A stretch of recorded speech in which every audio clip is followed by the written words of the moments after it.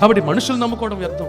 ఇంకొంతమంది డబ్బును నమ్ముకుంటారు, డబ్బు ఉంది కదా అని విర్రవీగుతూ ఉంటారు, ఆ డబ్బు కోసం ఆరాటపడుతూ ఉంటారు. ఏంటి అంటే ఈ డబ్బే నా సమస్యలు తీర్చేదనుకుంటారు. You are wrong. డబ్బే సమస్య తీర్చేదా? డబ్బే సమస్య తీరుస్తుందని చెప్పిన చాలామంది వివాహాల్లో మరి గొప్పింటోళ్ళని, అంటే డబ్బు బాగా ఉన్న వాళ్ళని సెలెక్ట్ చేసుకుంటూ ఉంటారు. ప్రియ సహోదరి, కానీ జాతకాల్లో అది ఫెయిల్యూర్. ఎందుకంటే డబ్బు ఒకటి మనిషి సంతోషంగా కుటుంబ జీవితం గడపడానికి ఉపయోగపడదు. డబ్బు కొంతవరకే మనిషి అవసరం తీరుస్తుంది. ఇద్దరి మధ్యలో ప్రేమను డబ్బు కొనివ్వదు. గమనిస్తున్నారా?